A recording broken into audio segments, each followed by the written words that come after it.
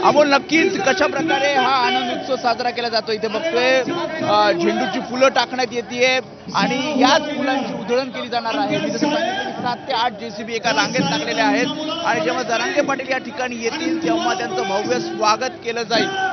तयारी मोठी आहे, एक आनंद उत्सव साजरा केला जातोय, फुलांची उधळण केली जाते, गुलाल आहे, छत्रपती शिवाजी महाराजांचा अश्वत्थामा सुद्धा आपल्याला पाहायला मिळतोय। कसं नियोजन असणार आहे? महाराष्ट्रात एक ऐतिहासिक पर्व चालू झालेलं आहे। मराठ्यांचा दैदिप्यमान असा विजय आज या ठिकाणी झालेला आहे।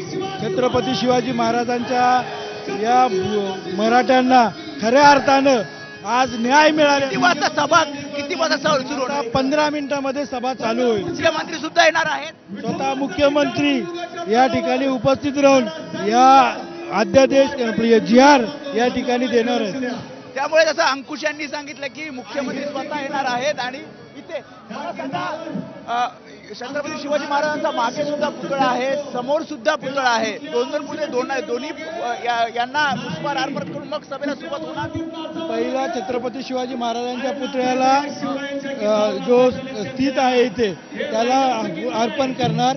हा जो आहे तो आमच्या संपूर्ण रॅलीमध्ये असलेला हा पुतळा आहे। म्हणजे अगदी आंतरवाली सराटीतून हा पुतळा आंतरवाली सराटीतून हा पुतळा आलेला आहे आणि त्याला पूजन ऑलरेडी आम्ही करून ठेवलेलं आहे। पाचव्या पुतळ्याचं पूजन होणार आणि त्या ठिकाणावरून मनोज जरांगे दादा येणार। निश्चितच आता जोरदार तयारी सध्या वेदांत आपण बघतोय सुरू झालेली आहे आणि अगदी काही मिनिटांची ही प्रतीक्षा आहे। मनोज जरांगे येणार आहेत आणि त्यानंतर मुख्यमंत्री सुद्धा याच ठिकाणी पोहोचतील। या सगळ्या घडामोडींसंदर्भातले अपडेट आम्ही तुम्हा सगळ्यांकडून घेत राहू। तुर्तास धन्यवाद सगळ्यांना। पाहत रहा ABP माझा।